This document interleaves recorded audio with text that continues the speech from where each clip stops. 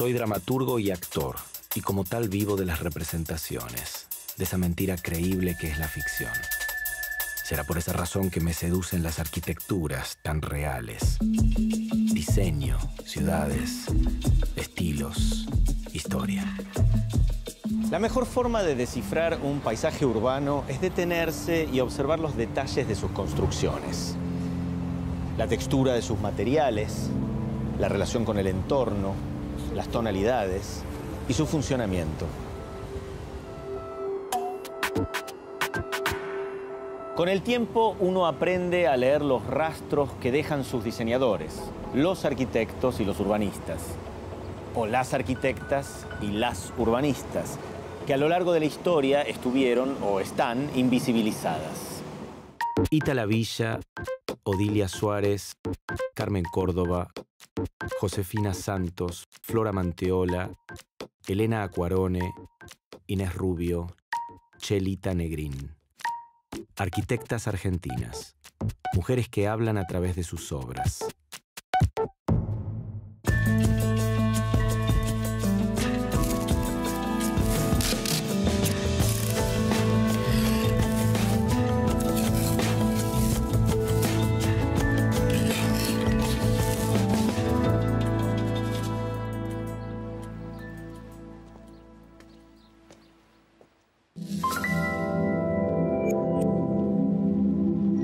En 1929 se recibió en la Argentina la primera mujer arquitecta. Una sola que se atrevió a colarse en el mundo de las construcciones. Un siglo después, las mujeres arquitectas que salen de la facultad casi igualan en número a sus compañeros varones. Sin embargo, se conoce muy poco de todas ellas. ¿En dónde están?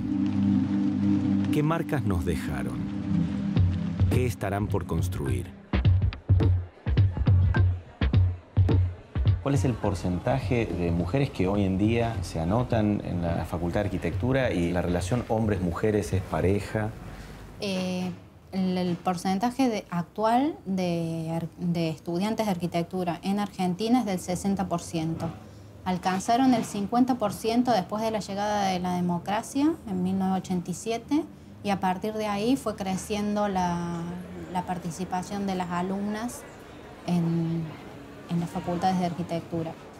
En los colegios de arquitectos están matriculadas de toda Argentina y un 41% de arquitectas respecto de arquitectos. Hay un solo caso de una arquitecta decana de la Facultad de Arquitectura, el caso de Carmen Córdoba, ¿no?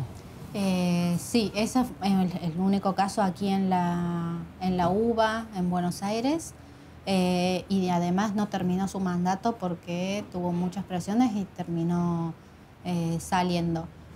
La primera decana de Argentina estuvo en la Facultad de Arquitectura de San Juan, antes que Carmen Córdoba, pero en general son como rara avis, ¿no? En un mundo en general de hombres, las que llegan a la dirección son 1, 2 contadas. En las escuelas de arquitectura no se mencionan arquitectas. En los congresos de arquitectura no se invitan a las arquitectas. Básicamente uno ve un afiche de un congreso de arquitectura, una bienal de arquitectura y no hay arquitectas. A pesar de que son el 41% de la matrícula, no aparecen. La presencia de las mujeres en la arquitectura argentina es indudable. Sin ir más lejos, en la historia de esta ciudad, Buenos Aires, hay dos urbanistas que delinearon su vida moderna. Ítala Fulvia Villa y Odilia Suárez planificaron en el siglo XX una metrópolis para el siglo XXI. Villa se recibió en 1935. Fue la única de su camada y la sexta arquitecta de la Argentina. Villa fue la única mujer que formó parte de la primera vanguardia arquitectónica del país, el Grupo Austral. En este atelier, en el centro de la ciudad de Buenos Aires, se advierte la influencia de Le Corbusier, el gran maestro suizo, sobre este grupo de arquitectos. El Grupo Austral concebía una arquitectura moderna, funcionalista. Los materiales y la estructura de la obra debían adaptarse al uso para la cual ésta estaba destinada. Pero además hacían una declarada reivindicación del lado artístico y creador de la profesión. Comandados por Villa, el Grupo Austral dividió al país en 3 regiones climáticas y diseñó un tipo de arquitectura con las adaptaciones necesarias para cada zona. Villa estaba especialmente interesada en la vivienda rural. Para ella, ante todo, esta debía ser digna, y encontró en el uso de los modelos prefabricados una respuesta para los campesinos. Villa tenía pasión por descubrir las necesidades de la ciudad y convertirlas en nuevas oportunidades. Todo ese entramado se le presentaba como un gran misterio por descifrar. Entre 1947 y 1962, se dedicó junto a otros colegas a diseñar el Plan Director para Buenos Aires, que proponía, entre otros puntos, controlar el parcelamiento abusivo del área metropolitana, sanear viejos bañados de la ciudad transformándolos en espacios urbanizados y poner el ojo en el sur. En eso y en tantas otras cosas coincidía Anita La Fulvia Villa y Odilia Suárez, que salió de la Facultad de Arquitectura unos años después, en 1950. Al igual que su colega, pensaba que la ciudad estaba desbalanceada. Muchas fichas puestas en el norte, pocas en el sur.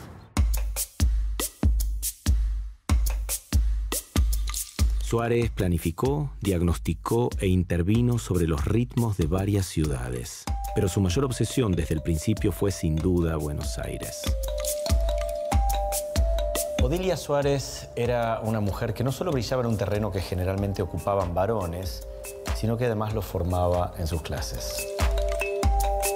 Cátedra de Composición Arquitectónica, Talleres Verticales. Ese era el nombre de la materia, pero todos le decían el taller de Odilia. Había diferentes razones de peso para que el taller fuera tan prestigioso. El nivel académico, el espacio de discusión que generaba, el pensamiento moderno de Suárez que aparecía en las clases y en las técnicas proyectuales, su humor y la exigencia. Pero lo más importante era eso que se reproducía en los pasillos entre los alumnos. El taller de Odilia tenía mística. Unas décadas después, otra mujer iba a ocupar un lugar central en la formación de arquitectos. Carmen Córdoba, la negra, como le decían, fue la primera decana mujer de la Facultad de Arquitectura de Buenos Aires. Para Córdoba, diseñar, construir, era como respirar, imprescindible para seguir viviendo.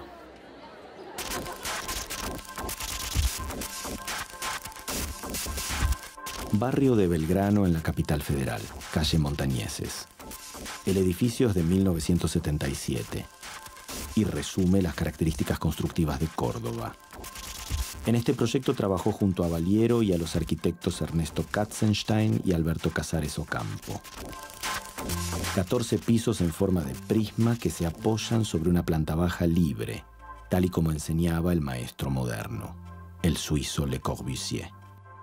Acá también la huella Le Corbusiana en el verde que rodea a la Torre Blanca e intenta poner naturaleza en medio de la ciudad, en la síntesis de sus formas, en el uso de los materiales y en el diseño de las terrazas ubicadas en los vértices que permiten una interacción constante entre el interior y el exterior.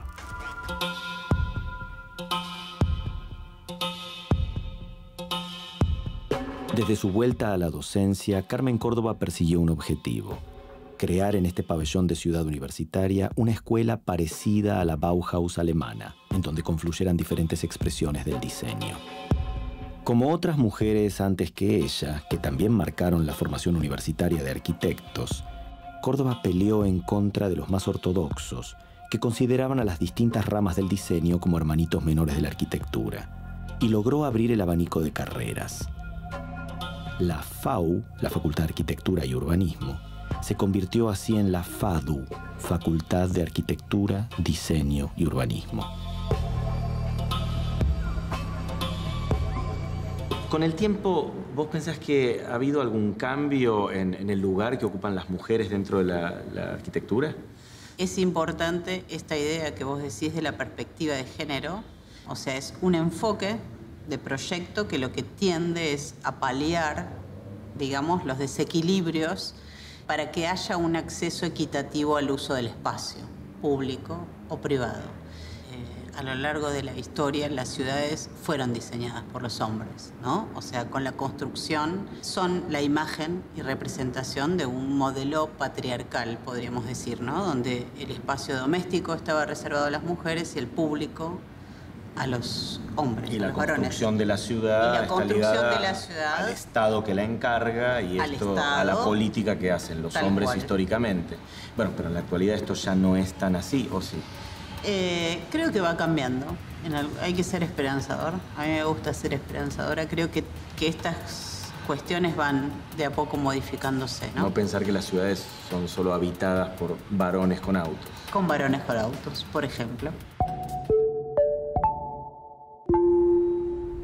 Detrás de varios de los edificios más emblemáticos de la Argentina hay nombres de arquitectas. Josefina Santos y Flora Manteola, edificio de la Huya, entre otros tantos.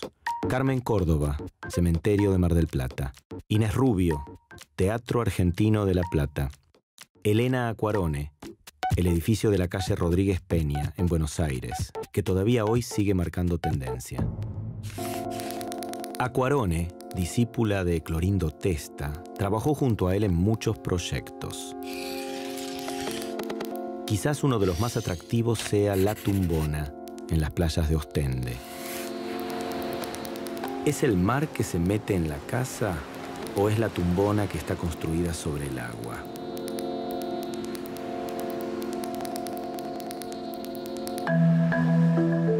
Antes de construir la casa, Acquarone estudió el movimiento de las mareas en Ostende y calculó cuál es la altura máxima que pueden alcanzar.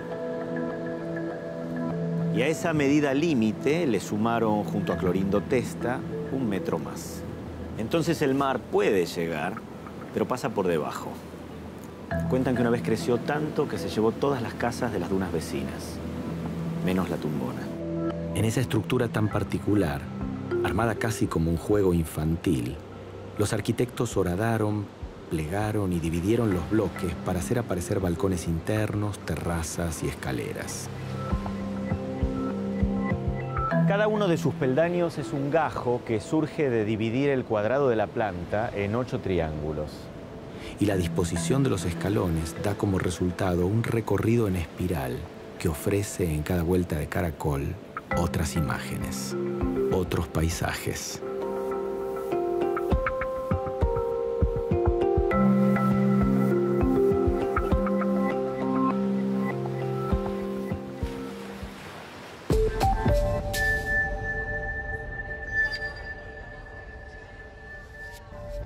Una de las referentes de Elena Acquarone fue Zaha Hadid, una arquitecta anglo-iraquí a la que se le dio por quebrar la lógica de la arquitectura y encabezar la vanguardia más arriesgada del siglo XX, el deconstructivismo, la arquitectura del rompimiento. Hadid fue la primera mujer en ganar el premio Pritzker, el reconocimiento más importante en arquitectura. Acá en la Argentina, la primera mujer en obtener un reconocimiento oficial de la Sociedad Central de Arquitectos fue Flora Manteola en 2016. Junto a Josefina Santos son las dos mujeres del estudio MSG SSS, uno de los más importantes de la Argentina. Santos es una de sus fundadoras. Manteola ingresó unos años después, en su época de estudiante. Cuando eran jóvenes, Manteola y sus compañeros participaron del concurso para construir la Biblioteca Nacional. Santos no. Estaba lejos en el exterior en uno de los viajes que realizaba para conocer otras arquitecturas. Y aunque el estudio obtuvo el segundo puesto, los arquitectos no se amedrentaron. Siguieron participando. En 1969, este grupo ganó el primer concurso para construir una obra desde sus cimientos, el edificio Carlos Pellegrini, más conocido como la Torre de la Huya, en Puerto Madero.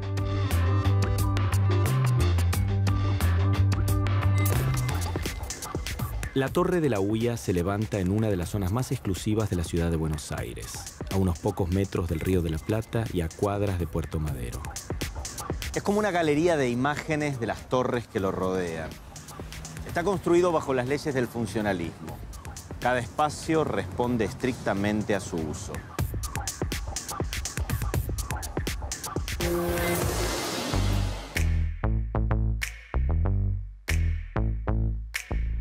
edificio de la vieja Argentina Televisora Color, ATC, la casa matriz y varias de las sucursales del Banco Ciudad, el anexo de la Cámara de Diputados, los silos de Dorrego, las torres del Alto Palermo, el complejo habitacional Piedrabuena, el Rulero, el edificio de la Huya. Todas estas obras, que alguna vez fueron proyectos, salieron de estos tableros.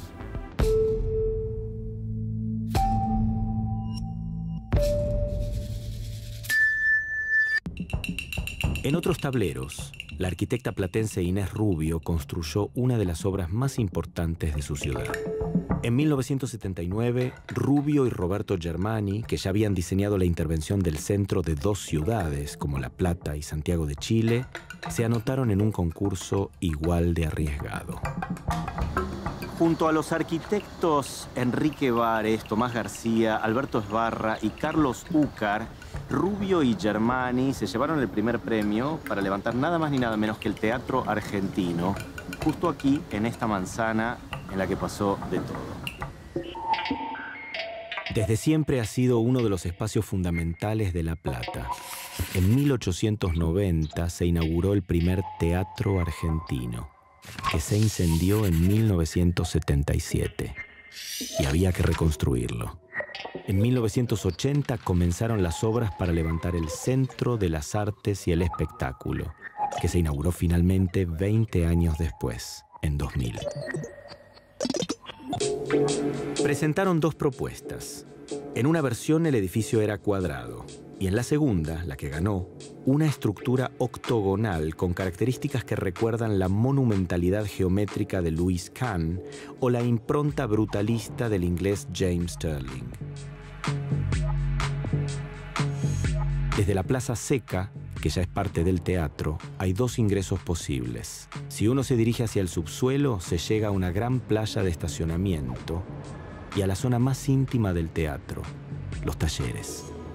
Pero si uno quiere magia, no hay que dejar de ir al primer piso, en donde se encuentra la sala lírica.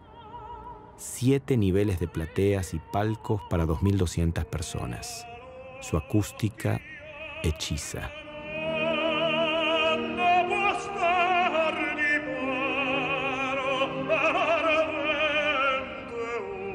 La boca del escenario tiene 18 metros de ancho por 12 metros de alto. Es un teatro maravilloso y también una gran obra de diseño de la arquitectura argentina.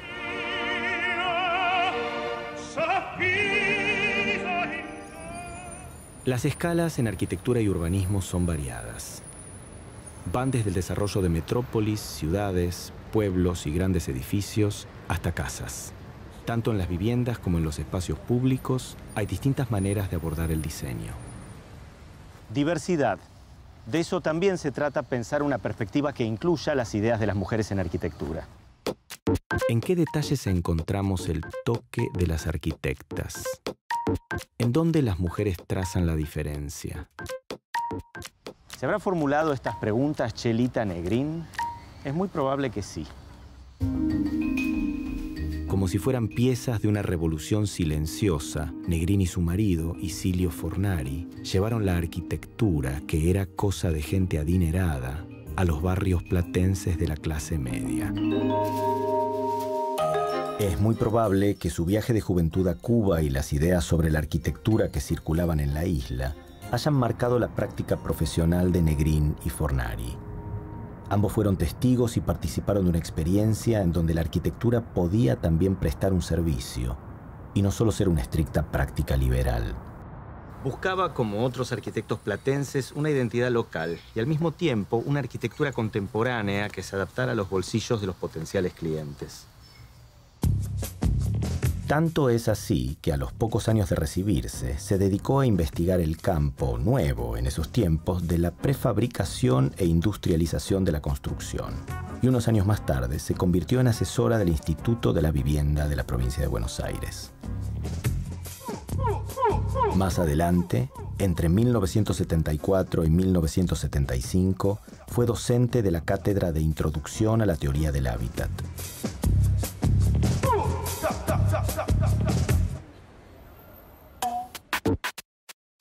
Paredes de mampostería, de ladrillo bolseado, pintada de blanco, cenefas de hormigón a la vista.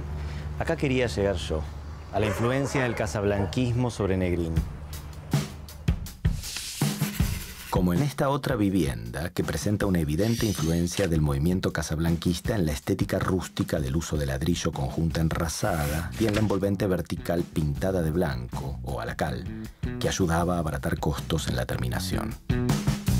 Negrín tiene mucho de autodidacta, de juntar esto de acá y hacerlo convivir con aquello de más allá. Detrás de sus diseños hay un objetivo: construir una arquitectura menos exclusiva, más accesible, al alcance de los deseos y realidades de la clase media argentina.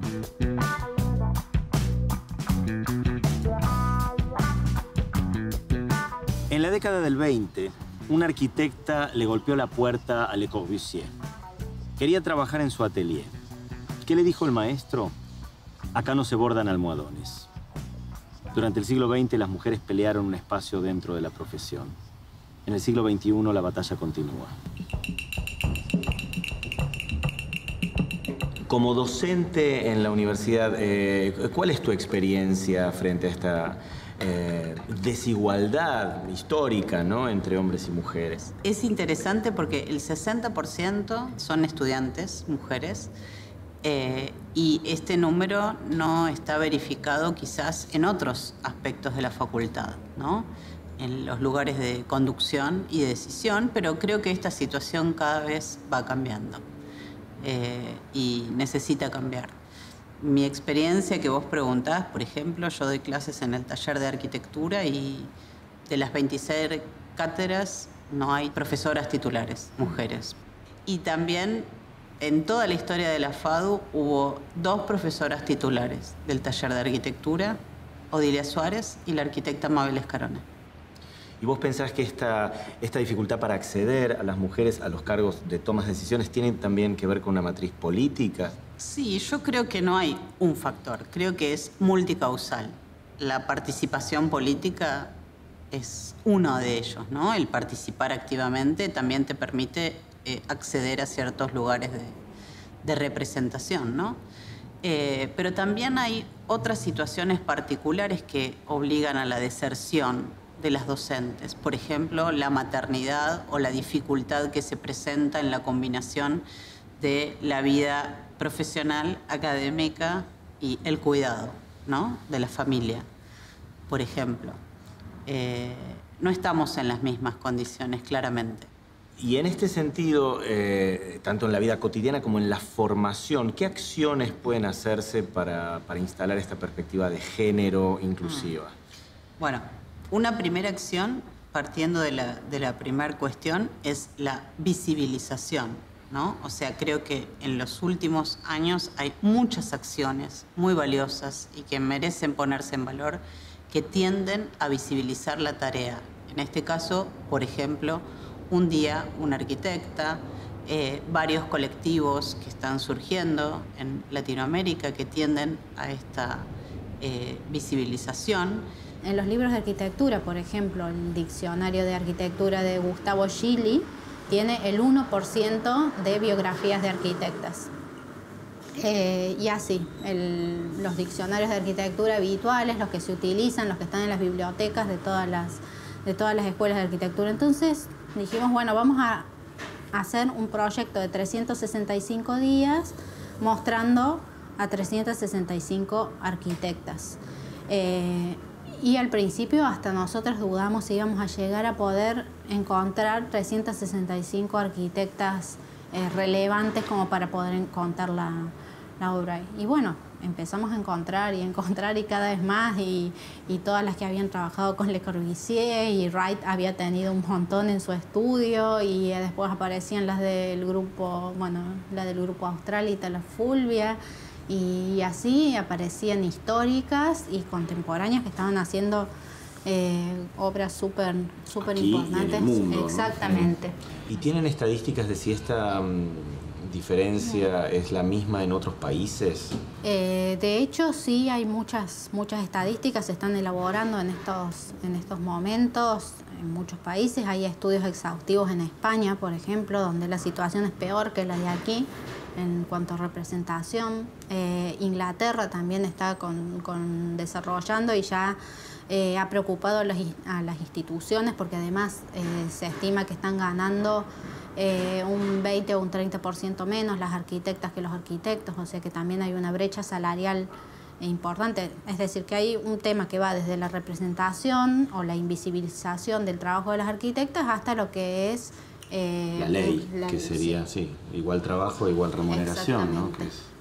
Entonces, dentro de ese rango, nosotras estamos trabajando más sobre esta parte de la representación, pero sabemos que impacta de algún modo en la reflexión sobre los otros temas. Claro. El compromiso de Negrín, la búsqueda constante de Rubio, el toque plástico de Acquarone, la cantidad imposible de dimensionar de metros cuadrados construidos por Santos y Manteola, la arquitectura fuera de etiquetas de Córdoba, la impronta inolvidable de Suárez, la audacia de Villa.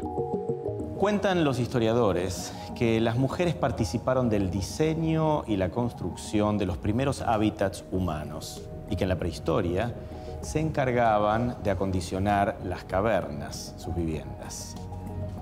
En la actualidad, con otras tecnologías, pero con el mismo impulso, las arquitectas y urbanistas siguen mostrándose igual de activas, o más. Solo falta que se suba el volumen para que se escuche fuerte el murmullo incesante de sus obras.